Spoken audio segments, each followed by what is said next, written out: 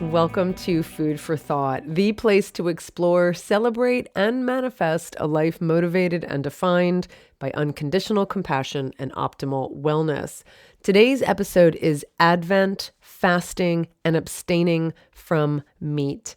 Before we begin, my name is Patrick-Goudreau. I'm your host. You can find me at joyfulvegan.com. If you're interested in vegan travel, you can check out joyfulvegantrips.com. This podcast is possible because of the support of listeners like you. There are no sponsors or ads on Food for Thought, and with your help, we can keep that up. If that's something you value, please join other supporters by going to patreon.com/ColleenPatrick-Goudreau to become a supporter today at your chosen level. Thank you so much in advance for supporting, for subscribing, and for listening. I suppose it's not considered subscribing anymore because I listen to podcasts and it looks like now it's following podcasts, not subscribing. So I hope you follow this podcast. I hope you're doing fabulously well. I'm going to tell you right now, this time of year just makes me giddy with excitement, especially because living in California, we are now, I'm going to say, I think, officially out of, well, we're not out of the drought, but we're officially out of the fire season, which is always a relief. And it's been raining. I think we're officially in the rainy season. The ground is wet. The light this time of year is low and golden and beautiful. We are at the peak of our foliage this time of year, and the air just smells so sweet and so fresh. I'm just giddy every day. We're leaving soon for Rwanda, and we'll be there. Well, we'll be in Africa for a month because we will be in South Africa also. We're scouting the garden route, and we are hosting our other African joyful vegan trip in Botswana and starting in Cape Town. So we'll be in Rwanda, then South Africa, then Botswana, and I'm very excited about these trips that we're hosting, and of course the trip that we're scouting. But I'm so sad we're leaving this area because I love this time of year here. But we will be back before Christmas, and I can't wait to share more about that with you because I kind of geek out around this time of year, and I'm glad we're going to be home for Christmas. I really love this time of year. And so this is an episode that's related to that. I have been wanting to do this episode for years. You could say this has been years in the making because I've been gathering information and I've been doing research and I've been asking questions for years on this topic. And I'm really thrilled to share it with you finally, especially as we approach the Christmas holidays. I talk a lot about how being vegan can make you, some people, and people around you feel that by virtue of you being vegan, you're no longer aligned with traditions or religion or culture, any of the things that you may have grown up with or had close ties to. Could just be the family that you grew up in. People can perceive being vegan as being antithetical to any and all of these things. I write in the Joyful Vegan quote, I'm quoting myself, because our identity is relative to the social groups to which we belong. When we feel isolated from these groups, it can rock us to our core, altering how we see ourselves and how we relate to others. When our existing identities rooted in family, culture, religion, politics, or gender collide with our vegan identity, we experience a great deal of conflict, both interpersonal and intrapersonal, and may feel compelled to choose one over the other. This conflict often serves as a justification for making no change at all or for returning to eating meat, dairy, and eggs. I hear from people all the time, I'm now leaving the quote, where people say, my background is German, I could never be vegetarian or vegan. I'm Jewish, I could never be vegan. I'm Irish, I'm German, I'm Greek, whatever. I said German, but whatever it is, right? There's this perception that being vegan is incongruent with being name it. There isn't one cultural or religious group I haven't heard cited as one whose food traditions are antithetical to being vegan, especially when it comes to the holidays when we're supposed to be feasting and indulging. And why would you want to deprive yourself of all the good things in life? And yet, historically, abstaining from animal flesh and fluids has been a tradition for centuries in most religions. In fact, I would venture to say, I'm going to say it. I'm going to venture to say it. I'm just going to say it. Historically, there would have been more days throughout the calendar year when people were not eating animal flesh and fluids than when they were. The regular, and let's be honest, daily consumption of animal flesh and fluids is a relatively modern practice. It's pretty contemporary. It's made possible only because of industrial factory farming. But abstaining from animal flesh and fluids, especially as part of religious observances, was more common, was a regular part of the calendar, especially the liturgical calendar. In this case, I'm talking about Christianity. We even have common words in the English language that reflect and support this, and I can't wait to share those with you. Now, I'm not a historian of religion in general or Christianity in particular, but I do have my own experience and I do possess a healthy amount of curiosity that leads me to ask questions about this topic, in particular, veganism, food, traditions, abstention from meat, animals, etc., right? And so it's through the lens of my experience and my curiosity and subsequent findings that I want to unpack this with you.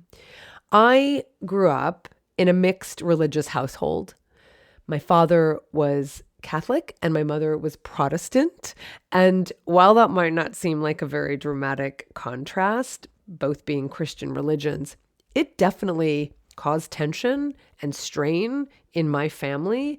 And the religion of each of my parents affected me in profound ways, ways that cannot be separated from who I became and who I am. My father came from a long line of Irish Catholics, and it was, and it still is, a huge part of my father's identity. You've heard me talk about my mother a lot in the past and her death in 2020. But I have a father as well, who I don't talk about as much.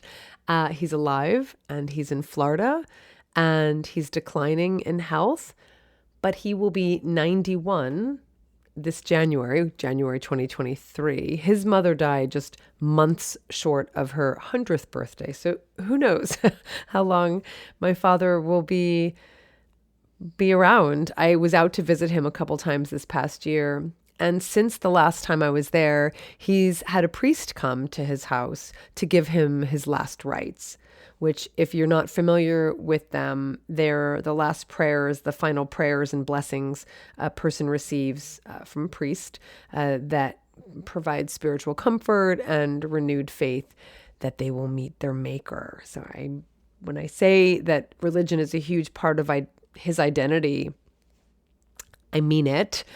And he wanted it to be a huge part of mine and my sisters as well. And so it was agreed between my mother and my father that we would be raised Catholic. And so we were, and we attended Catholic school, at least until I was 10 and my sister was 12, which is when our parents were divorced and we moved to a new town with our mother where we attended public schools, and we would continue to do so for the rest of our schooling. But to say that Catholicism played a huge role in my upbringing would be an understatement. My father attended church every day. He was friendly with all of the clergy in our church and in our school, the nuns and the priests and the deacons. We went to Mass every Sunday. We went to catechism every week.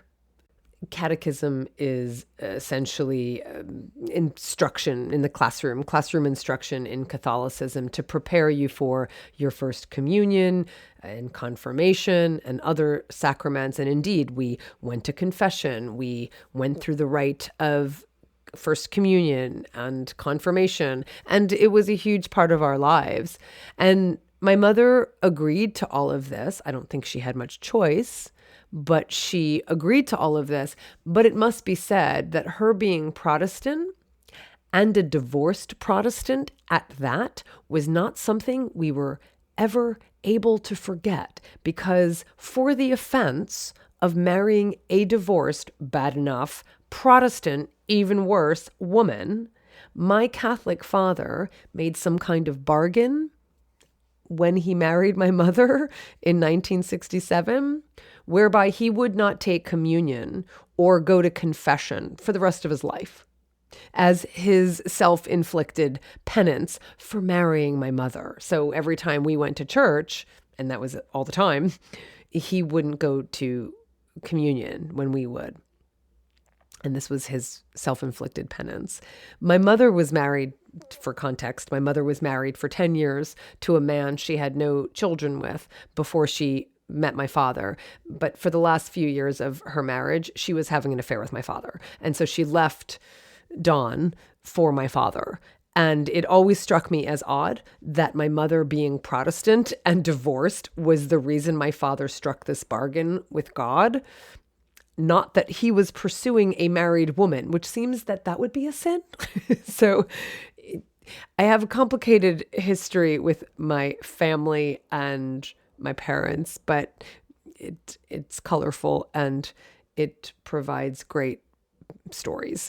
So I think that was part of it. I think my father did. I think now still he obsesses over the fact that he pursued a married woman, but that's not what was communicated to me. What was communicated to me when we were growing up was that my mother was a divorced Protestant. And for that, my father sacrificed going to confession and going to communion. That's what my understanding was.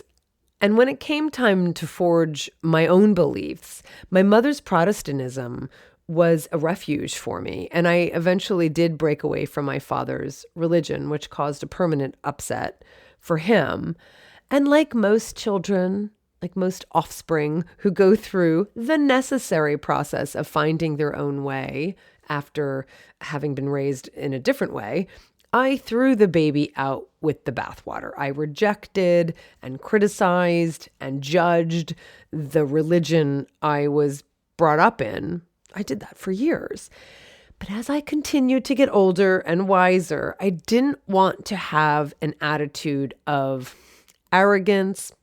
I didn't want to reject outright something that had been a huge part of my life, in the sense that I didn't want to have this, identity of being this recovering Catholic, right? I mean, I just didn't want that to be my orientation.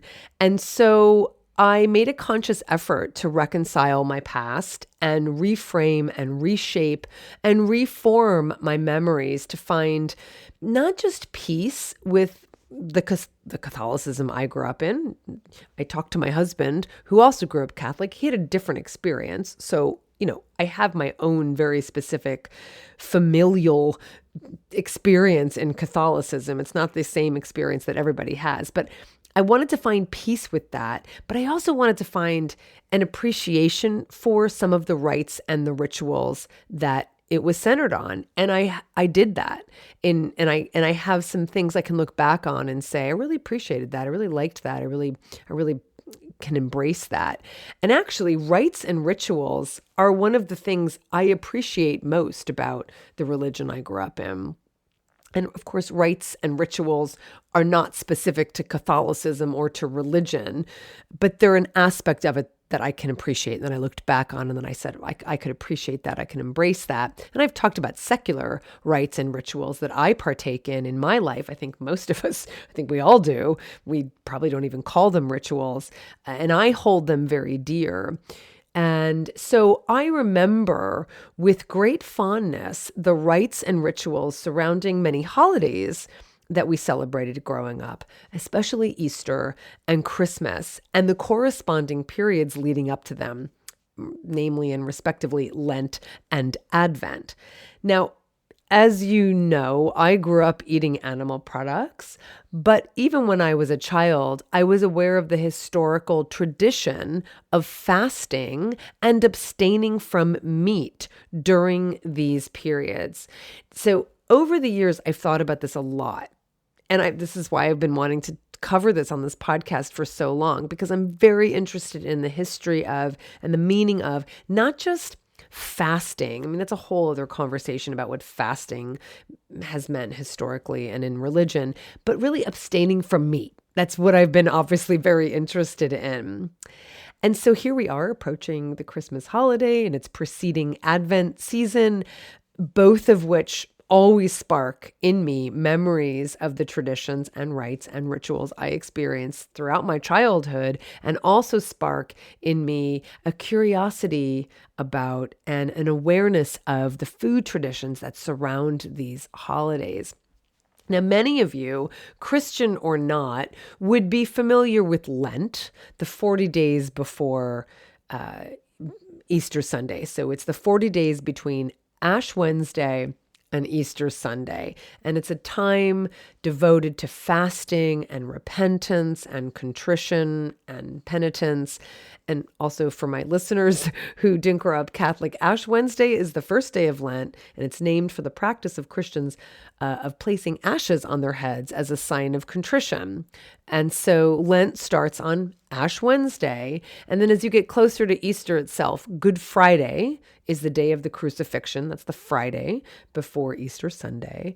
And being Catholic, we were expected to give something up for Lent. And I loved this tradition. I did love this tradition, and I'll talk a little bit more later about why I loved that tradition so much.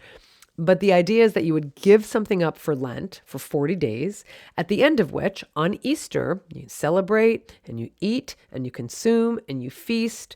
And all of that sacrifice leads up to the celebration. That's the point.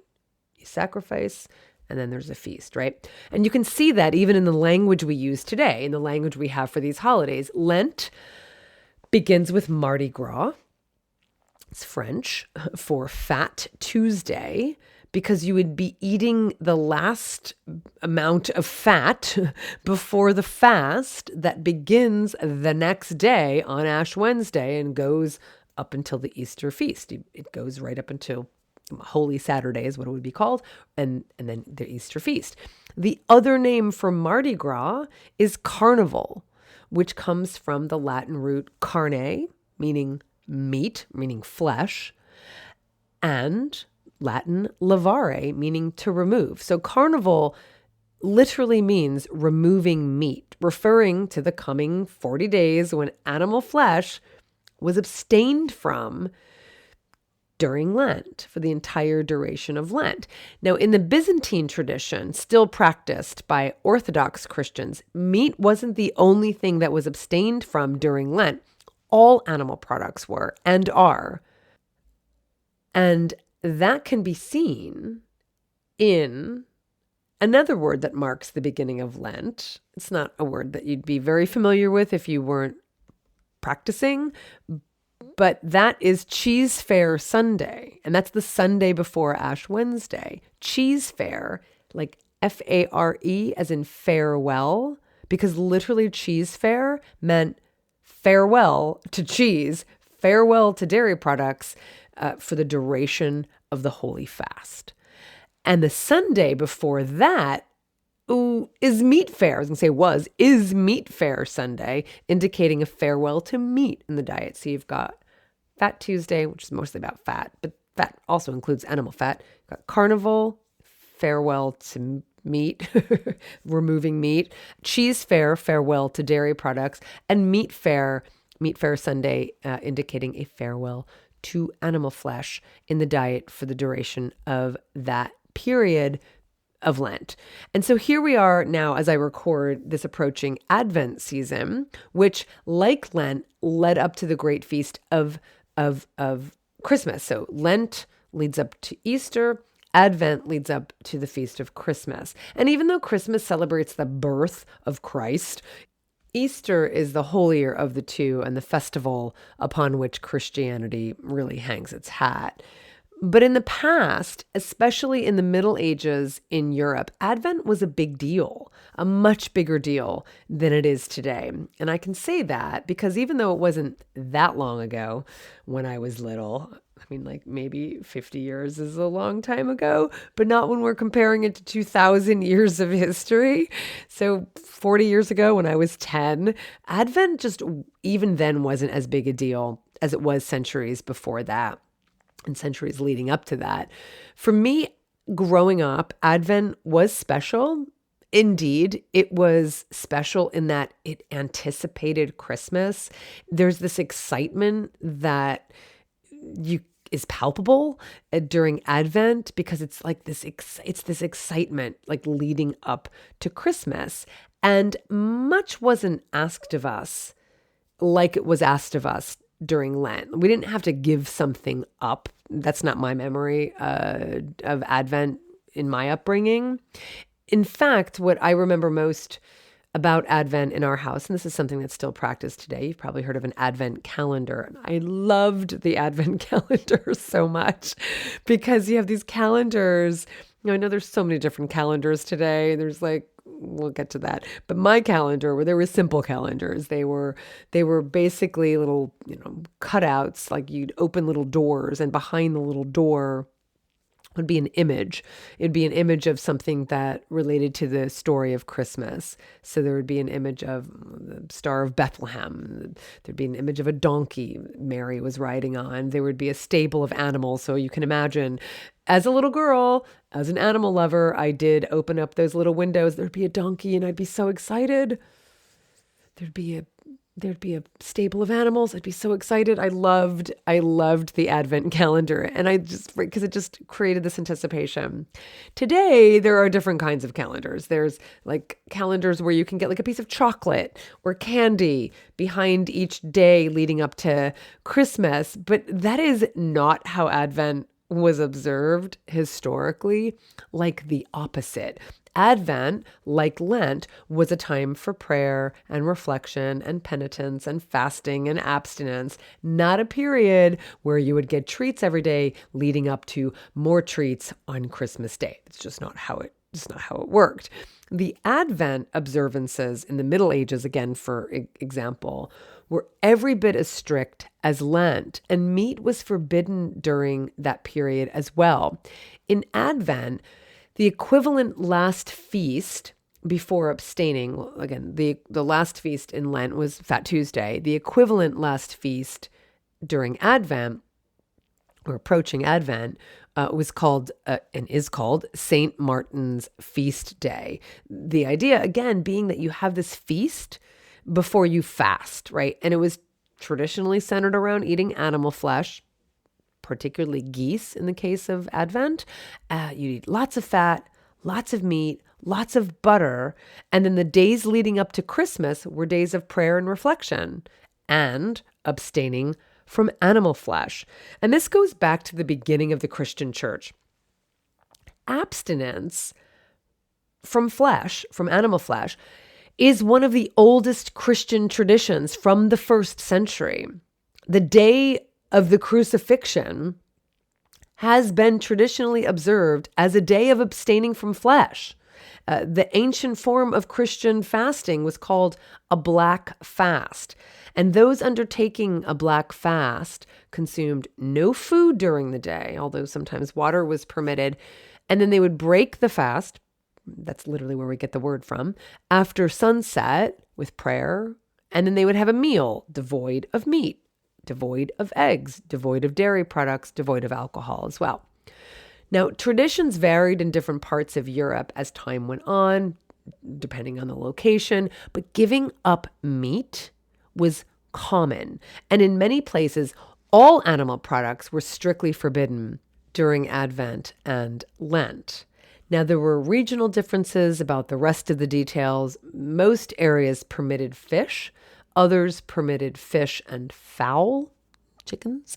Some prohibited fruit, some prohibited eggs. Some places, like monasteries, ate little more than bread during this period. In some places, on Fridays during Lent and Advent, believers abstained from food for an entire day, all food. Others took only one meal. In most places, however, the practice was to abstain from eating until the evening, when a small meal would be eaten, again, without meat, without alcohol. Now, as I said, the traditions varied in different parts of Europe, but the Eastern Christian Church, one of the oldest, has always been and continues to be the most rigorous in terms of abstaining from meat and animal products as part of religious observance. The Ethiopian Orthodox Church, for example, has 250 fasting days, 180 of which are obligatory for lay people, not just monks and priests. And they follow a calendar similar to the Eastern Catholic Church and the Coptic Church, all of which call for essentially a vegan fast for the 40 days prior to Christmas, including December 25th, typically prohibiting meat, dairy, eggs, oil, and wine. Now, some traditions are ambiguous about whether fish may be eaten, and we see that across the board. This is one of the reasons Ethiopian cuisine is so vegan friendly, because their cuisine reflects their religion. Now, ironically, though, in the past, even if fish was permitted, meat and animal products were much less available to your average churchgoer, and yet they were asked to give all of this up as part of the holy ritual, as a form of penitence. Today, meat consumption is a daily habit, 3 or more times a day, and yet the notion of giving it up for a day, never mind 40 days, is abhorrent to most people. And the church rules reflect that. Today, if you're a practicing Christian, it's unlikely your church will ask you to fast for 40 days, or I should say this, abstain from meat for 40 days before Christmas during Advent. Now, canon law has changed over the centuries, kind of reflecting modern tastes. I mean, I'm saying modern, and this has changed over the centuries. But essentially what has happened is the call for abstaining from meat has been watered down. And what is required of parishioners is really not that much, right? And now all manner of meat eating during the holy holidays is allowed, as well as the days leading up to it. When my father was growing up, they didn't eat meat on Fridays at all. No, they didn't eat meat. They didn't have money for meat. But traditionally, meat was abstained from in the Catholic Church by Catholic parishioners on every Friday. Now, again, for those who are curious and who didn't grow up in a Catholic home, Friday has always been a day of penance for Christians, because by the standards of the religion, Jesus died on Friday, and Sunday has always been a holy day because Jesus rose on a Sunday. So every Sunday is like a mini Easter season, right? Every Friday is like a mini Lent in preparation for Sunday. By the time I was growing up, I do remember Fish Fridays, the idea that you couldn't eat meat. I'm saying meat to distinguish it from fish, because that's the language that you'll find is used. But land animals, put it that way, like you couldn't eat land animals on Fridays, but you could eat aquatic animals on Fridays. And that's what's considered Fish Fridays, right? And we continued that during Lent and Advent. Fish Fridays is still a thing, right? But what? Big sacrifice, right? Big sacrifice. Like we couldn't eat, we could eat meat every day, but like on Fridays, you can't eat meat, but you can eat fish. Like it's not a lot of sacrifice there. And I think this is one of the reasons, this idea is one of the reasons I think the general population doesn't associate fish as meat, right? Like the idea that you can say that you're vegetarian, but still eat fish, and people really wouldn't look at you funny. And I think it comes from this idea that in many religions call for the abstinence from animal flesh for different holidays and different observances, but allow for the consumption of fish. And fish, when you look at the rules in a lot of different religions, tends to be grouped with vegetables as acceptable to eat during fasting or during abstinence from quote unquote meat.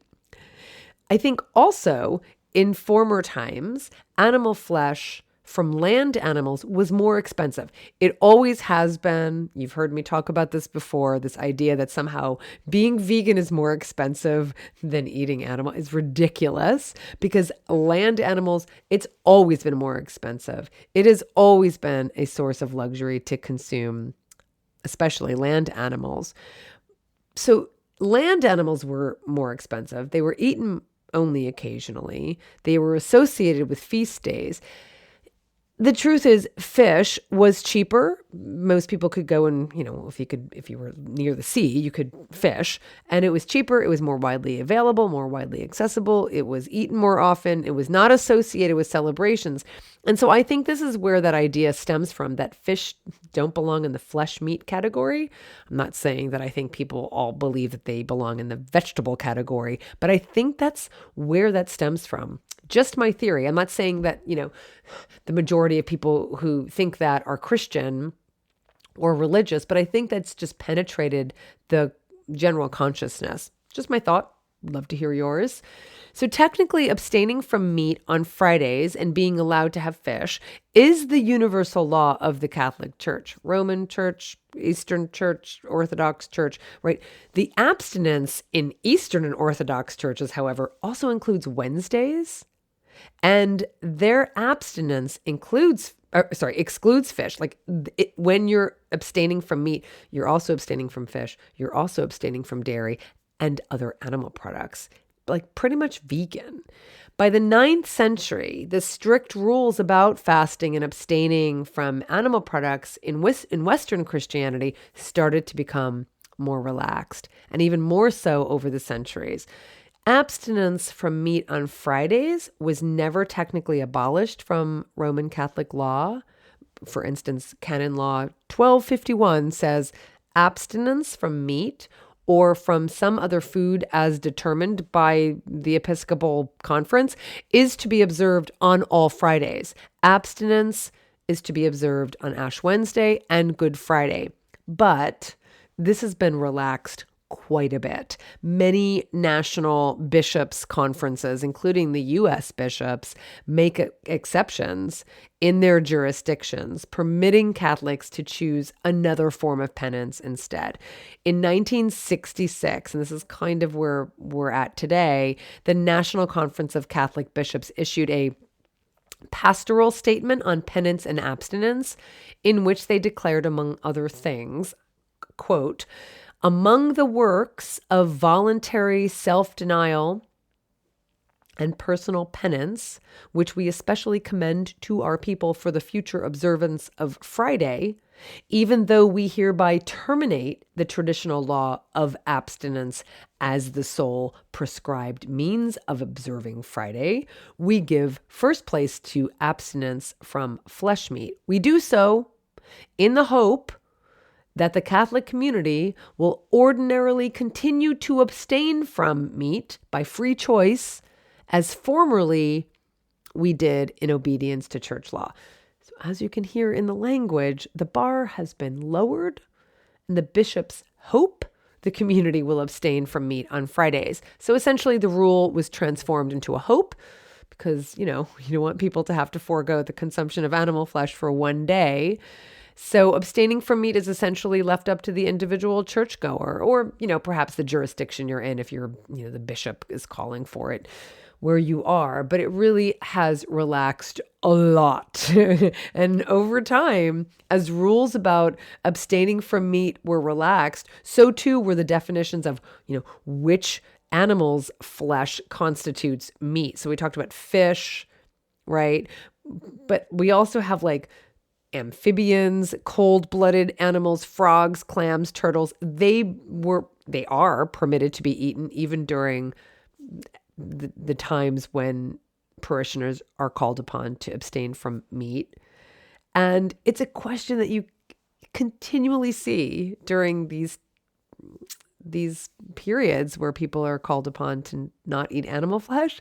Like, they're like, can we have clams? Can we have lobster? Can we have penguin? And like, seriously, the church issues exceptions. Like, beaver and muskrat are allowed, even though, I mean, this is, I'm not kidding. Like, can we raise the bar a little more than we do? That's my problem. It's not just Catholicism. This is nothing, like, this is not specific to Christianity. This is just, we keep the bar so low. And this is an example of that. Now, when it comes to Advent, in the 6th century, church councils began requiring fasting on all days throughout Advent, like 40 days from St. Martin's Day, which is November 11th, to Epiphany, which is January 6th. And we're going to come back to Epiphany and Twelfth Night and the 12 days of Christmas and all that. But today, few Christians outside of Eastern Orthodox churches observe Advent as a time of abstinence. On the contrary, in the West, especially, the holiday season really begins, begins at Thanksgiving, probably begins at Halloween, to be honest, but it really has become one giant feast, starting at Thanksgiving and going to Christmas. And it's interesting because if you now understand, and now you do, that the Advent season begins November 11th, right? St. Martin's Day. The Thanksgiving that we celebrate today, what we call Thanksgiving today, as you can see, it falls within that period, that Advent period, that most people aren't celebrating again unless you're in the Orthodox Church. But the point is, at the time when Sarah Josepha Hale, for instance, was urging President Lincoln to make Thanksgiving a national holiday, it wasn't to make a national holiday to just have feasting and, indulgence. Even in 1865, it was a time of prayer and penitence and reflection.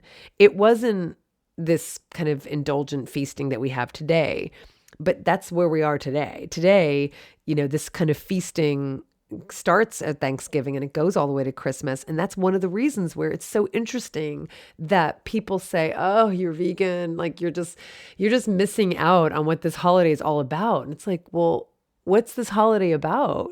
Because we all attribute our own meaning to these holidays, right? Today and over time. And historically, these holidays have been about mostly prayer and abstinence, not over-the-top indulgence and consumption.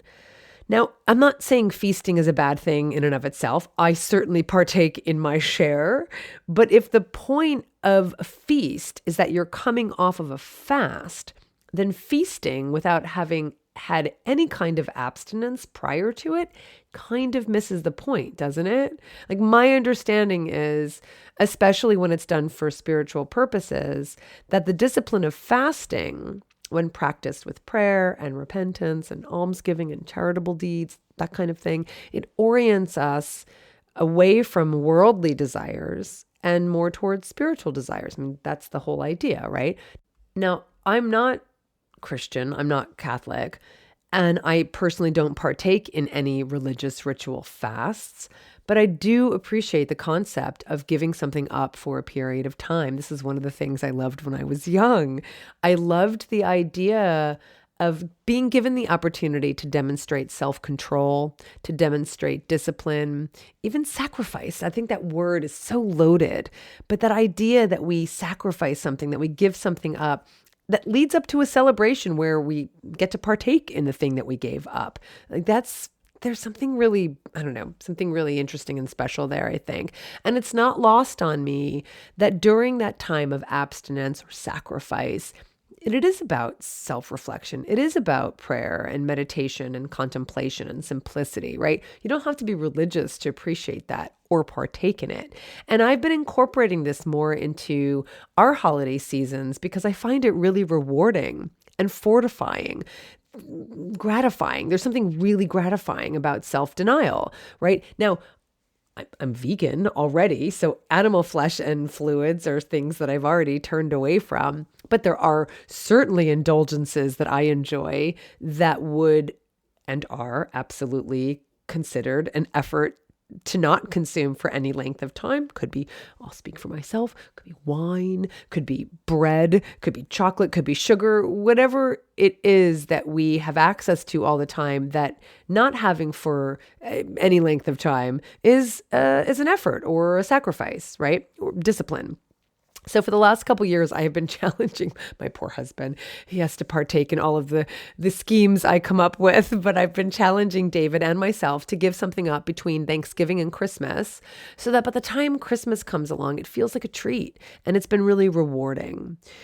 Now, when researching this episode, I came across a really interesting article that asked the question, if plant-based meat was considered meat for those who are asked to give it up during Lent and Advent. And at first my reaction was like, oh my Lord, that's ridiculous. Like, of course, people abstaining from animal flesh should be permitted to eat the Impossible Burger, right? I mean, seitan was essentially invented by Buddhist monks who were vegetarian. They weren't eating animal flesh as part of their religion, but they still wanted something similar in texture, hence mock duck. It started in China thousands of years ago, right? And the truth is, eating animal flesh is a daily ritual for most people. So having a Beyond sausage is making a better choice, a healthier choice, right? But then I found myself thinking, well, I'm always promoting the idea that this stuff is meat. It's plant-based meat. I want to call it meat, right? But it's meat. And so maybe it should be included under the meat that churchgoers are asked to abstain from.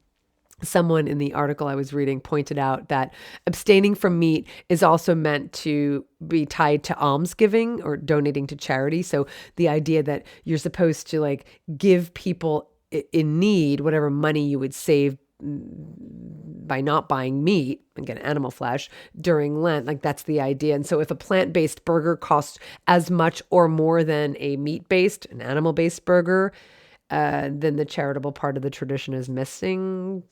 Sure, you could frame it that way. But in the end, I would say this, and I'm going to say it, that in having plant-based burgers, plant-based meat, you are abstaining from animal flesh.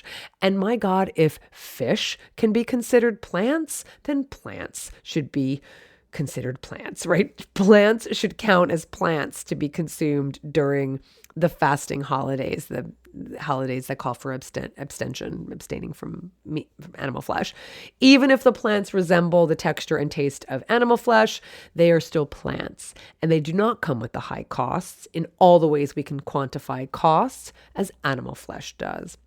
But I would say that the idea of abstaining from animal flesh is that it's about denying yourself something that you would normally have but are willing to give up for higher purposes, which means if you're already vegan, then yeah, perhaps maybe focus on more simple meals, maybe more simple than you normally have. If you eat out a lot, perhaps make the commitment to eat at home for 40 days.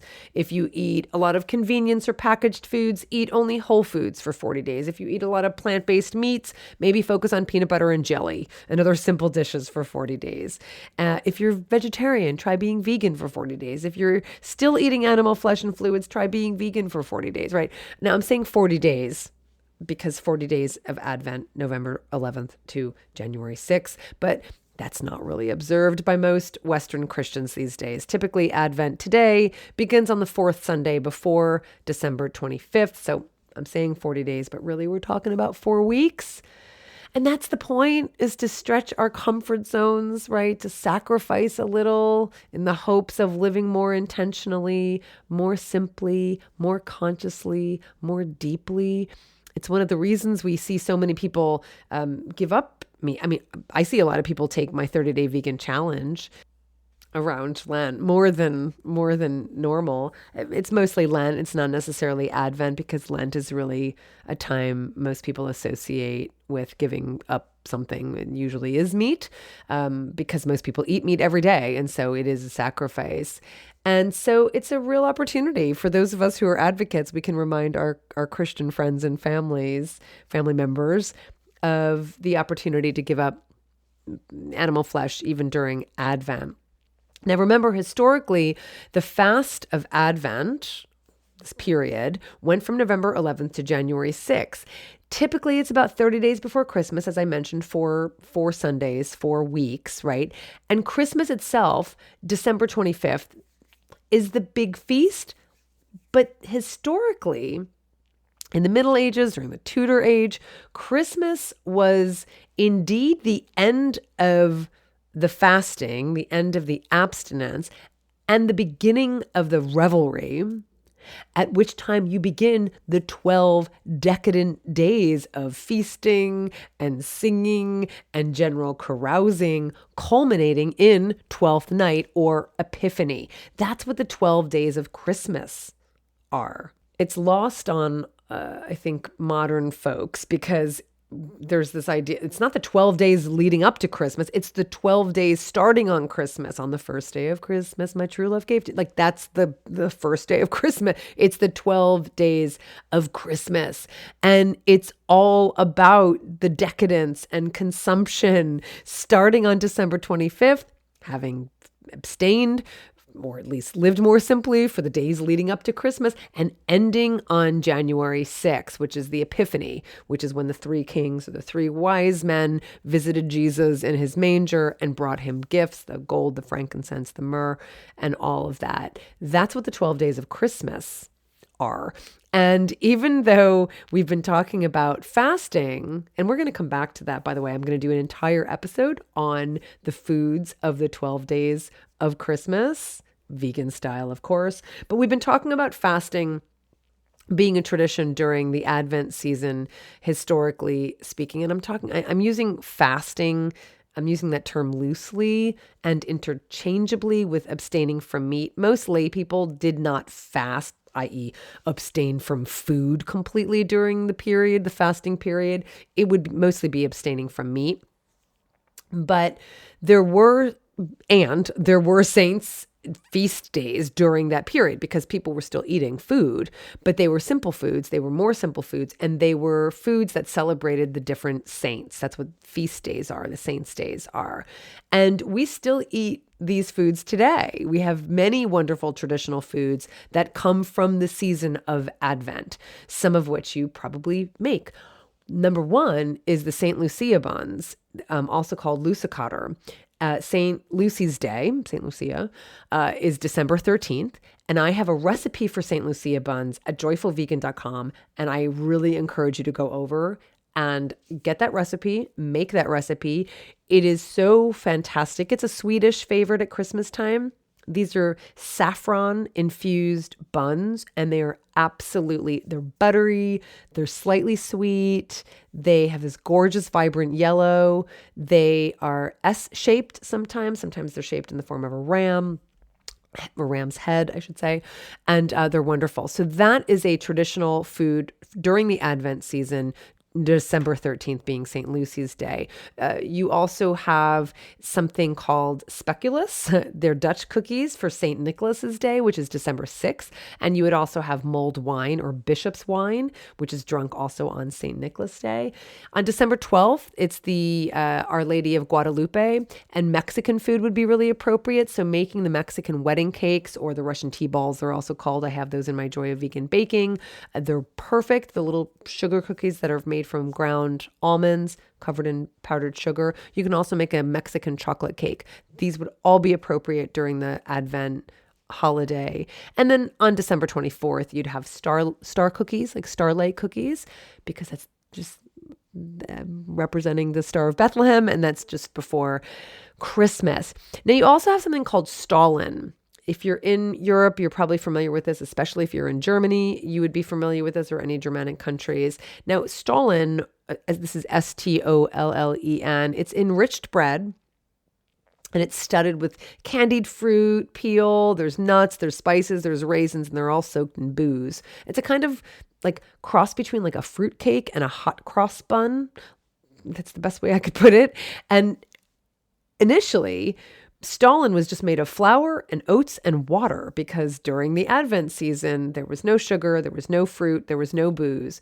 Then 100 years later, it evolved to include flour and oil and water and yeast. So it becomes a bit more bready. Now, because Stollen is baked during Advent, the church forbade the use of butter. Okay. Now, 5 popes later, the Elector of Saxony was finally allowed to use butter without paying a fine. And so that's what you have today. So you have a much more decadent kind of bread, again, fruit bread, hot cross bun bread. That's kind of what it is today. And it became a bit richer. Marzipan is used a lot today as well, because this was an Advent dish, a meal, recipe. Now, vegan versions of Stollen abound. If you join me in Alsace for Christmas, and you can do so in 2023, we have just released and announced our magical Christmas trip to Alsace, where we also do go to Germany and we go to Switzerland, and we are in the Alsace region, and we have regional seasonal food that we make plant-based with the chefs that we work with. It's kind of a magical time, and it's one of the trips that sells out pretty quickly. So if you'd like to join me for that, I can guarantee you some delicious traditional Stollen suitable for joyful vegans. And of course, we have our other trips that are running as well. We have just one more spot for Tuscany in 2023 also. So that's June 2023. I believe we are sold out of Northern Italy, but we also have our French countryside trip in September, where we start in Paris, we end in Bordeaux. And in between, we're in the Loire Valley, we're in the Dordogne Valley, we're going to be on the rivers. There's more than one river we're going to be on, and we're going to have all manner of fun. So lots of wonderful European trips you can join us for. But if you want this magical Christmas experience, I really encourage you to go to joyfulvegantrips.com and check out the Alsace trip for 2023, December 2023. And you will be home in time for Christmas. It's something that is important to me and probably important to you as well. So you get all of the Christmas revelry and you still get to be home for Christmas. So in part 2, I'll call it part 2. It's really just another part of this story. Now that we've talked about the fasting, I want to talk about the feasting. And so we're going to talk about the traditional foods that would be part of the 12 days of Christmas feasting and revelry. And that's coming up next. So I hope you found this interesting or helpful or inspiring or validating or whatever you take away from this. I just really hope you enjoyed it. I would love to hear what your experience is during this period, what your childhood experience has been, and what your current experience is. It's always so interesting to me. For the animals, this is Colleen Patrick-Goudreau. Thanks for listening, and Merry Christmas.